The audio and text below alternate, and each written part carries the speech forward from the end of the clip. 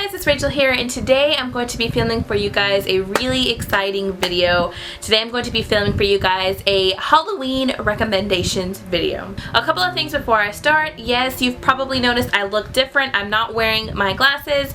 I will be wearing contacts for the rest of the week because I want to get my eyes more acclimated to the contacts since I am getting married on Saturday.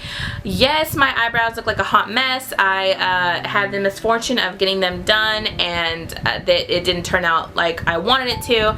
So I have some scabbing, but thank God for makeup, holla. Also, yes, if you may or may not be able to tell, I have dyed my hair. It is more of a burgundy color, which will be more visible come Saturday. Also, I am like probably going to be, my eyes are probably going to be all over the place because my wedding dress is like literally right here. It's completely covered, but it's like really surreal to me that my dress is right there. So today I'm going to be filming for you guys just a video showing you guys some of my more favorite Halloween type reads or my favorite darker reads. I excluded from here psychological thrillers, all except for maybe 2, and I also excluded from here any kind of urban fantasy because I think that urban fantasy for me I can read year round, but these books are more, I think the tone of them is more dark and a lot better for this type of time of the year.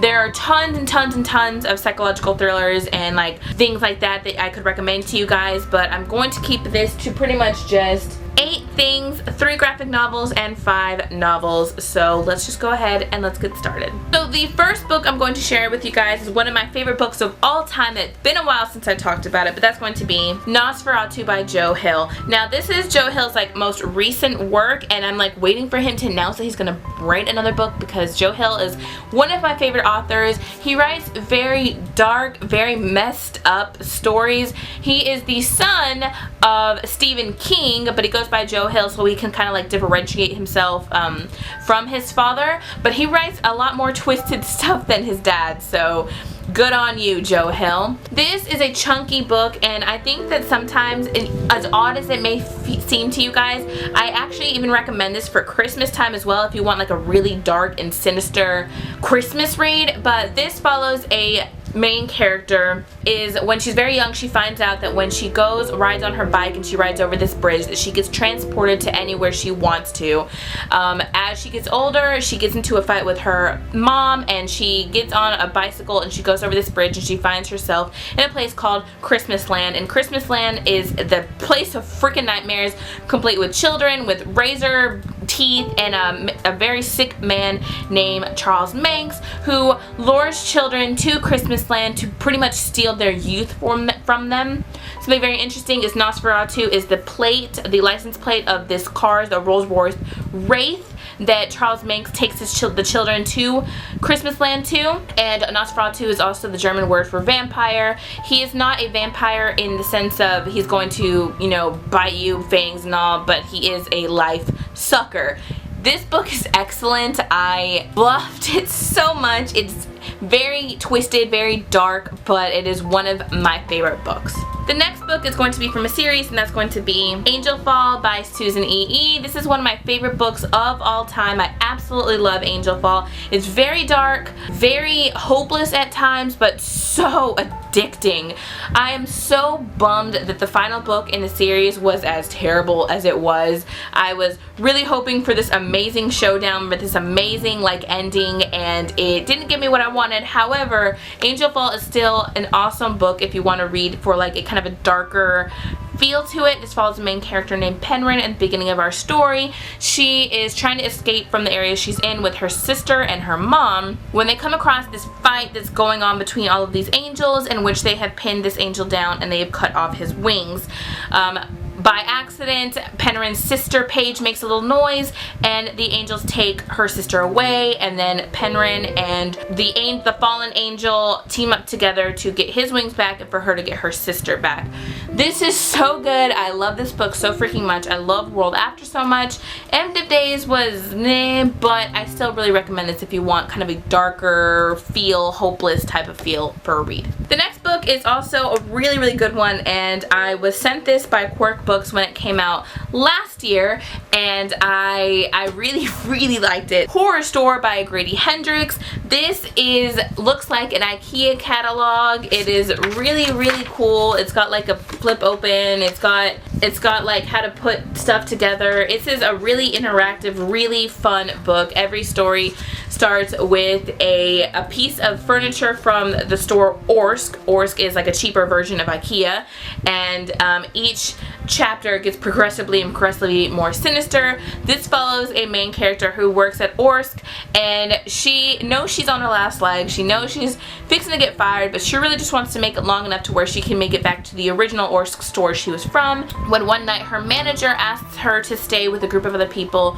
to figure out some mysterious things that have been happening around the store Orsk, and then the story takes on from there. This is a lot more dark and disturbing than I expected it to be, because I feel like it's packaged so lightheartedly, and when you're even reading it at first, you're like, oh, this isn't going to be so bad, but the further and further you get into the book, you're just like, wow. I mean, this plays on fears. This has got some gore and like torture in it. This is very sinister. I really liked this book, and I really recommend it if you want a satirical horror story, because I feel like this is what it is. It's gonna be for like a fan of like Chuck Palahniuk.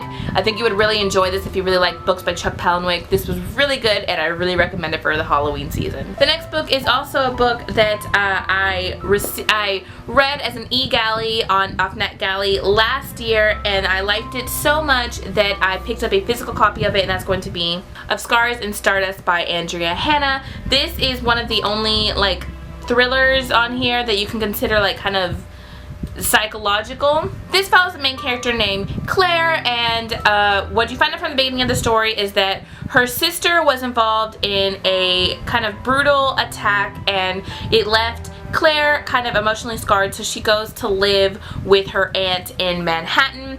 Then she finds out that her sister has gone missing again, and so she has to go back to town to find out, back to her past to find out where her sister is. That's really all I want to say about this book. It's very dark, and the writing is extremely poetic and beautiful, and I did not see the ending coming, but I really think that this is something that's going to capture someone who really liked the books, the series, the trilogy, The Unbecoming of Mara Dyer. I think you would really enjoy this if you read on The Unbecoming of Mara Dyer and you enjoyed that one. This is very good. It's a standalone, but I think it answers everything I needed it to answer.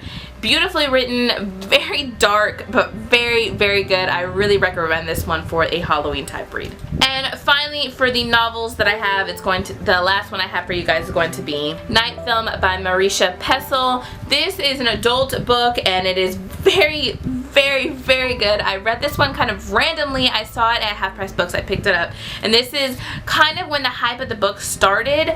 This follows it's kind of hard to explain. This follows a journalist who is trying to figure out the mysteriousness of the death of this very acclaimed, very eclectic, very different film director, and he's trying to figure out the mystery surrounding the death of this director's daughter. And the deeper and deeper he dives in, the more and more things become kind of dark and weird and twisted. I loved this book so much. Also, one of the most interesting things about this book is it's interactive. There is an app that you can download that goes with Night Film, and on certain pages there is let me see if I can find one. On certain pages there are these little birds that if you scan them with your phone, it gives you extra content for the book, and I think it makes it even better, the extra content, the interactiveness of it. I think it's really awesome. I really enjoyed this book, and I think this would appeal to people who are interested in slowly finding out the mysteriousness of something. I really enjoyed this book. I highly recommend it. And the last three things are going to be really quickly. There's going to be some graphic novels that I have for you guys. One of them I'm like about recommending to you guys, but I feel like if you really like dark things that you'll really enjoy this. The first graphic novel I have to show you guys is going to be Sandman by Neil Gaiman. This is Neil Gaiman's long, I think there's 12 or 13 graphic novel series. I picked this up on the recommendation of Sana from Ink Bones Books. I really liked Preludes and Nocturnes, the first one. I also have the second one is The Dollhouse.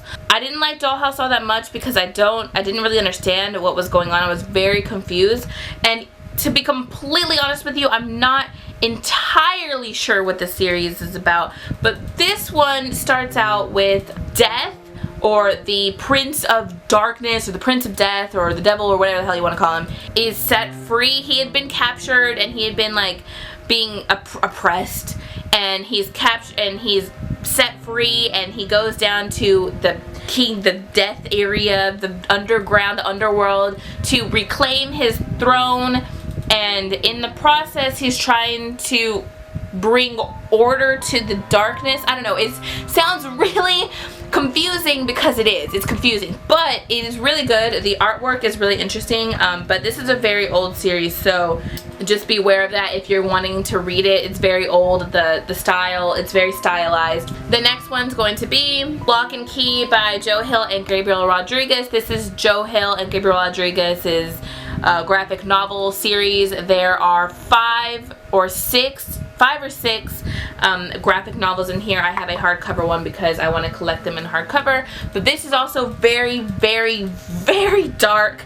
This follows a family after a really horrible tragedy happens to them, and then they move into this house called Lovecraft, and some stuff goes down there that is very, very dark.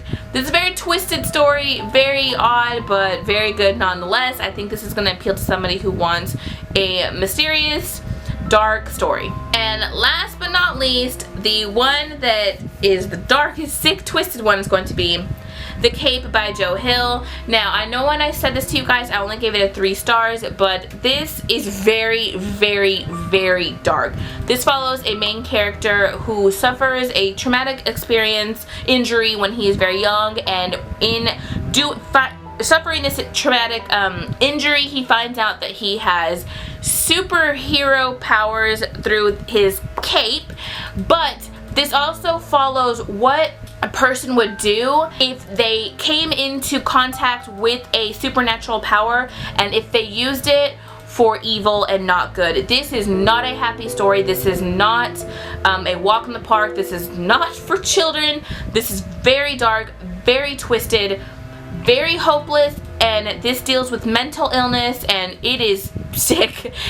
Very, very sick, but I appreciate Joe Hill in it because Joe Hill is sick, man. He's twisted, but that's why I love him so much. So yes, those are all of my recommendations for Halloween type of year